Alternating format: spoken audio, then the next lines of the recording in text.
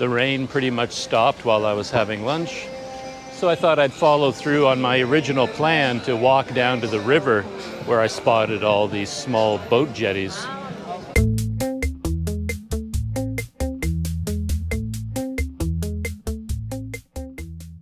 I don't know anything about that area. I don't know if there's anything special about it, but on Google satellite view, you know, I saw a lot of jetties, a lot of boats. I think there's a car ferry that goes across to Dala, and there's probably a lot of passenger, like small passenger boats going back and forth across the river to Dala. And I don't know how open that area is for people just to walk down there, because there's also a lot of container ships and that sort of thing, so it might be closed off. I just want to walk down there and see what's there. And it's always something fascinating. Check out this building here. Is it another mosque, I wonder? It has the towers with the speakers up at the top.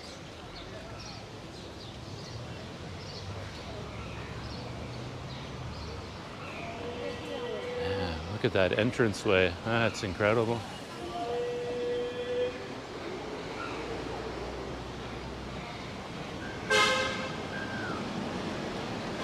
This is a feature of Myanmar that I noticed the last time I was here. A lot of the stores and shops will actually put drinking water out on the street for free, so anyone can come and get a drink.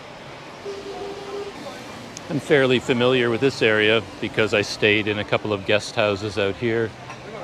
Hello. The last time that I was in Myanmar, the White House Hotel is out here somewhere. Might even have been on this street right here, the Konze Tan Road. And the NZH Hostel is on the other side of this pedestrian bridge up ahead. Whenever I come across a pedestrian overpass like this, I usually take it just so I can avoid fighting across the busy streets with all the traffic. Not so busy today, but still. I don't mind climbing up and getting a look around. There's the Singapore Food Junction. Not quite sure what's going on in there. I didn't ever go inside, but I always found it an interesting building.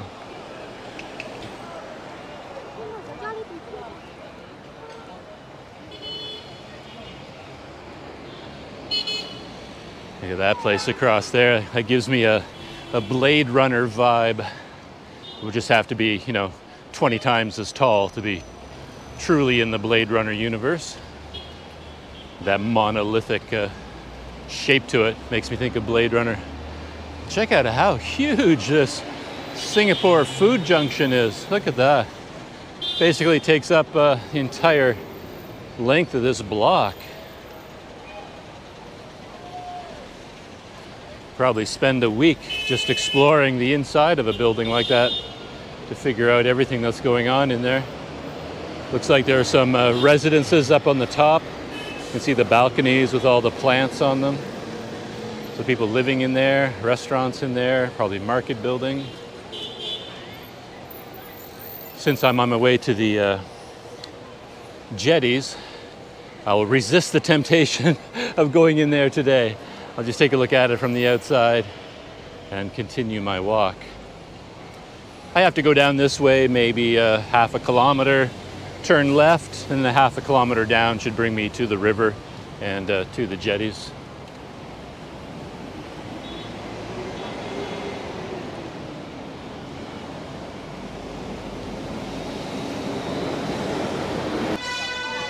And one of my favorite restaurants from my time in this neighborhood is up ahead. Oh, right here actually. Yeah. I used to eat there all the time. The waiter that was in the doorway, I'm not sure if he recognized me right away, but I gave him a wave and a nod and a smile. Though the last time I was here, I got very, very sick. And one of the times I got sick was almost immediately after eating at that restaurant. So I started to wonder whether it was the food there that made me sick. You just never know. Up ahead is the famous 19th Street, which is sort of a nighttime beer and barbecue market street. Gets very active at night. And this is the street I've been looking for, Sint Odan Street. I'm going to turn left here and head down to the river. No particular reason to pick this street, just seem to be heading in the right direction.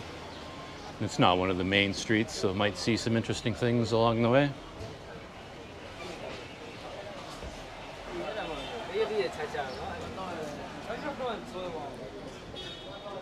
Just passing by a nice set of these old houses. And have a nice tea shop down below here. Couple hanging out on the balcony up there. And then right across the road, they have a bunch more. I mean, look at that. That is amazing.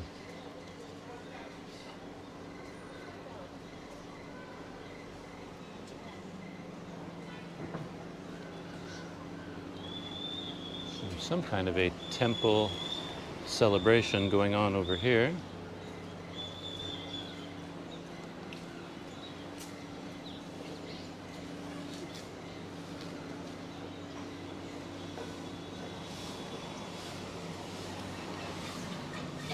We're getting closer to the river. It's just across this busy street up ahead.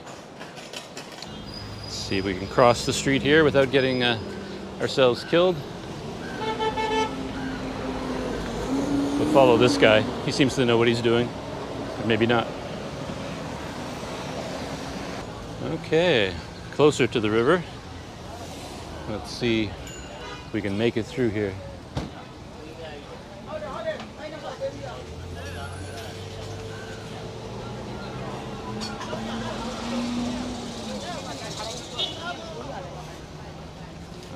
People are coming from that direction. Ah, I think that's where I want to go.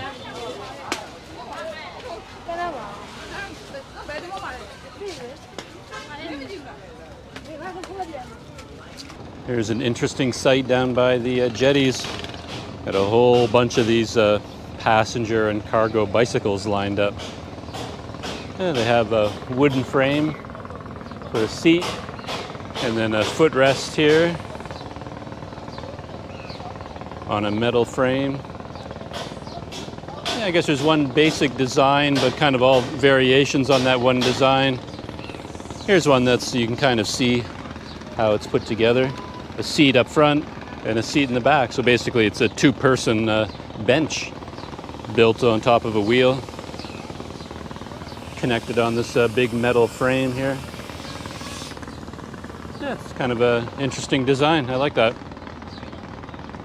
There's probably a shop, you know, several shops around the city where they specialize in making just these things by hand. And they probably developed this design over years and years and years. And there's another local riverboat here loading up. I wonder where it's going. Yeah, there's quite a few more jetties ahead there before you get into the cargo ship container area up at the front. So I appear to have reached the end of the public area of the river dockyards. Now I'm out on the main street again, and this is where we get into all the cargo ships and things like that.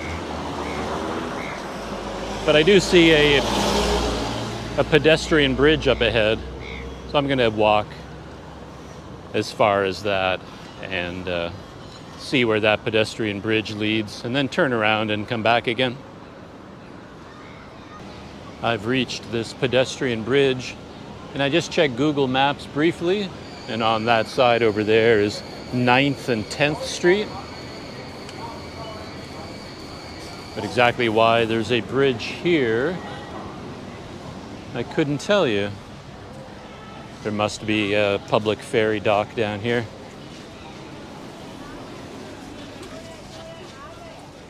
So I'm going to go down and take a look.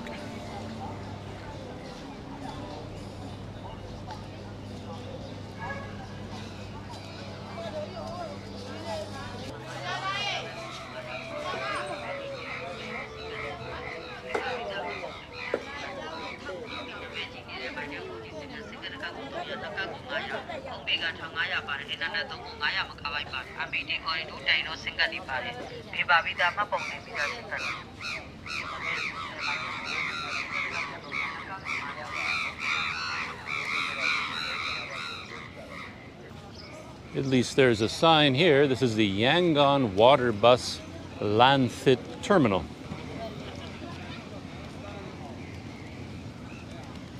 It's closed today, so I don't know what is normally running from here. The water bus, I guess. Not a lot of activity on this end. I have noticed that all these boat drivers, they all wear the same uniform, if you can call it that. They all have a lime green vest on. So they're part of the same association. And I guess that's where their rules come from. You know, no foreigners, that sort of thing. They know through their association.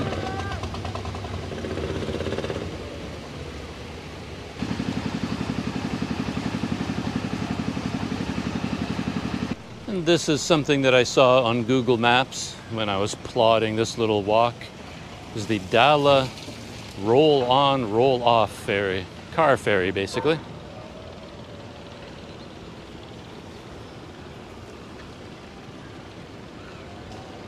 And I guess they just scoot back and forth across the river all day long, carrying cars and trucks.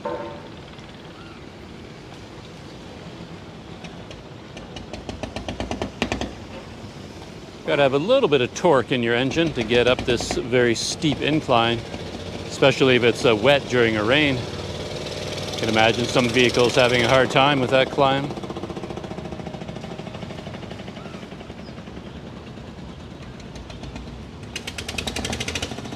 And this car ferry signals the end of my walk, where I turn around to start heading back.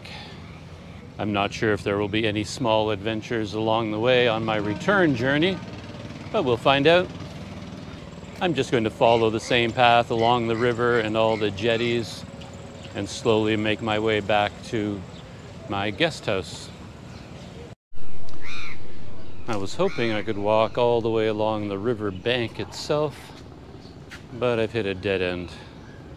So I have to backtrack and go out to the main street, which is over there somewhere, which maybe you can see, but I can't because I'm holding the camera up. I've got to go back in this direction and then head out to the main street and around again. There was a group of men over here playing a local game like volleyball, except they hit the ball with their head and with their feet and knees, I think. I'm going to keep the camera rolling as I walk past. Maybe we can check out some of this sport. When I walked by earlier, there were two men playing against one man, and the one man seemed to be kind of their local champion or something. We'll see what's going on now.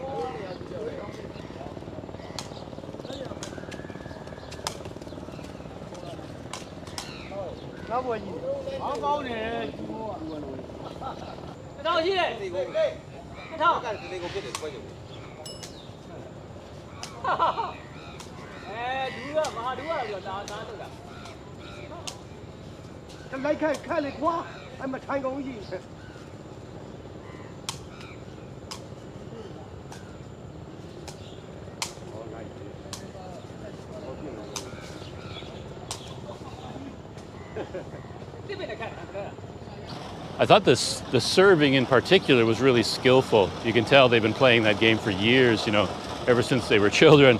They've got this way of hitting the ball with their foot, kind of turning their foot at 90 degrees and hitting it forward.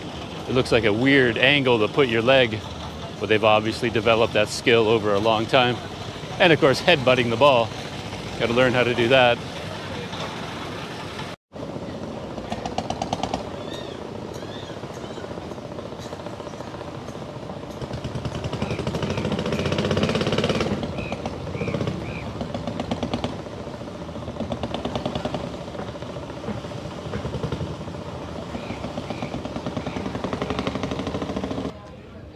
Heading back to the main street.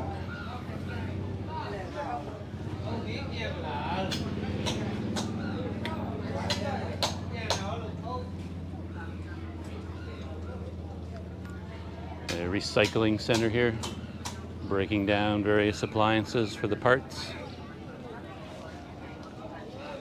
It's always interesting how little markets like this spring up beside transportation. Which makes sense, of course. People going somewhere or going home always want to stop, pick up some food for dinner that night. Some eggs, fish, shrimp.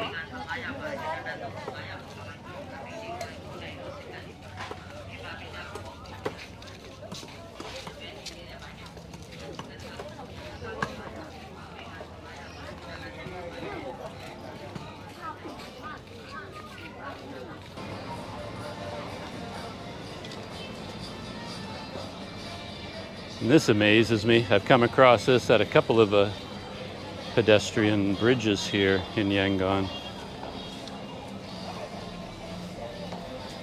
They actually have a working escalator inside these things.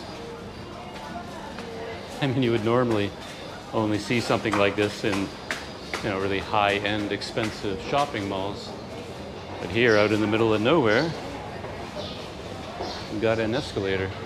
So here we are, riding on an escalator, coming from that river market area. Got to give them props for keeping this thing operational, you know. Can't be easy in this climate, in these conditions.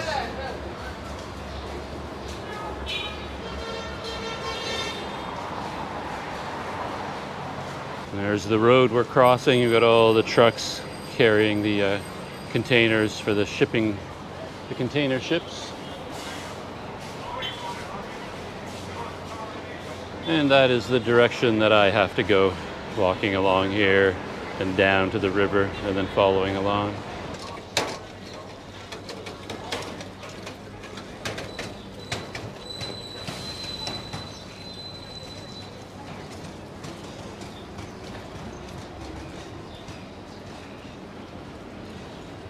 Oh. Well, here's a little surprise I wasn't expecting. I saw this sign on my way by, but I wasn't sure what it was. It's the Poseidon Aquarium Villa. And I see signs for all these different fish here. And over here. Oh, okay. Hello. Yeah, I'll take a look. So I guess it's an actual store for aquarium fish. You can buy aquarium plants. Oh, look at this. What a surprise. Look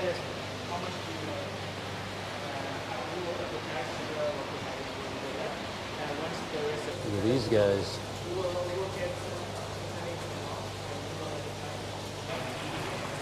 Hey there, buddy. He's got a goofy face. He's being goofy for the camera. I think when they see me or anyone outside the glass, they think food is coming. That's why they get so excited. They think I'm here to feed them. Look at these guys. They're so eager. Look at them.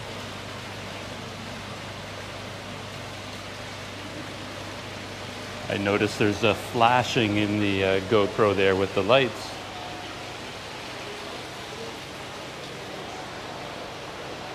Here they come, they want to be fed. Kind of a ray down there, stingray. And look at this big guy, oh my gosh. Check him out. Looks, he's got a friendly face. And this kind of brings me back to my childhood because my father was a real fish person. He had a lot of different hobbies, but at one point he was serious about fish. And he had maybe, I don't know, 50 aquariums in the basement of our house.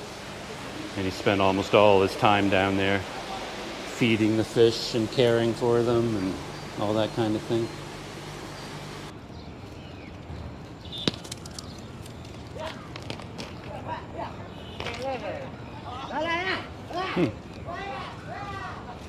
Yeah. These guys always amaze me. You see them, groups of boys like that playing soccer everywhere in the world. I'm walking and I'm just dying from the heat, you know, and they are voluntarily running around like that. Never catch me doing that. Like I said, hard enough just walking, let alone running.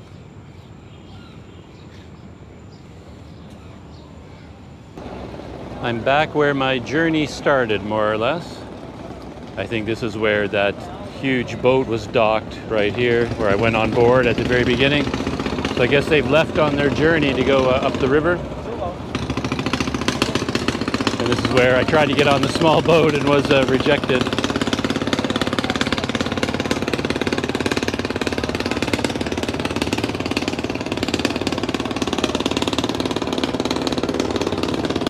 I don't know if you can hear me over the roar of the boat engines down here, but since I'm at the start of my journey and I'm on my way back to the guest house, this seems like an appropriate place to end the video for today. My walk along the river here in Yangon. Yeah, I enjoyed that quite a bit. I can never get enough of walking along rivers and seeing all the boat traffic. It's always so interesting. But that is it for today. Heading back to the guest house, and I will see you in the next video.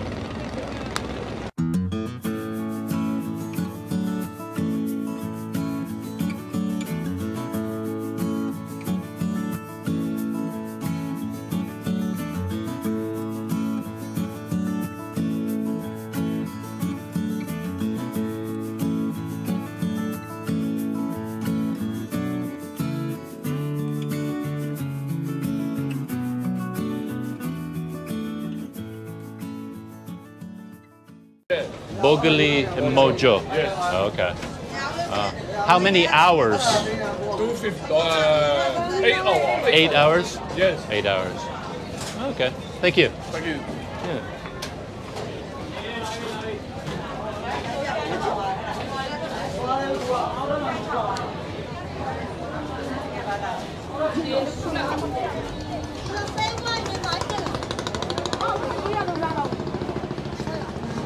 Whew.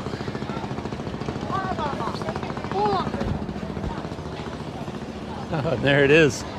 From the, from this side, if you're looking at this boat, you might even think it was not going anywhere, that it was maybe abandoned or derelict or something. But I guess this is a regular run. And I just asked that man where it went. I've already forgotten. Bogo and Mojo, something like that. I'll listen to the video later and then I'll look it up online on Google Maps, see if I can figure it out. It says it takes about 8 hours to get to its final destination. That's not so bad. I mean, I guess, yeah, it's probably a night boat. Looks like they're packing up and we'll be leaving later tonight.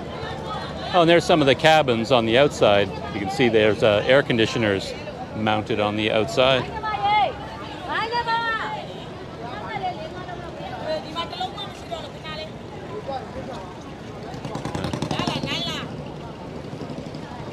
I was looking at the ticket on the table there because I thought that was the ticket for the boat.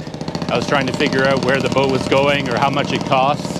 But it turns out those tickets were like a lucky draw, to win money or win a motorcycle or something like that. So, as always, I have no idea what's going on. I might have bought one of those tickets thinking I'm getting a ticket for the boat, and instead I win a motorcycle. You never know.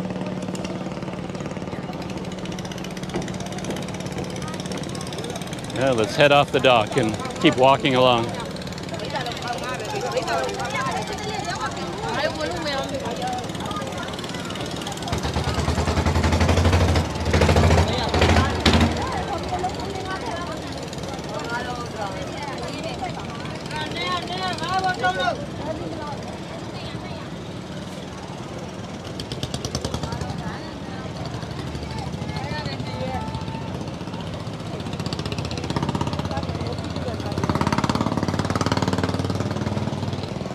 At the risk of sounding ridiculous and somewhat naive, whenever I see a scene like this, it strikes me that what you see here, all this life, all this activity has been going on, you know, for decades. For all of your life, you know, wherever you are in the world, whatever you've been doing for the past 20 years, all that time, these boats have been going back and forth across the river.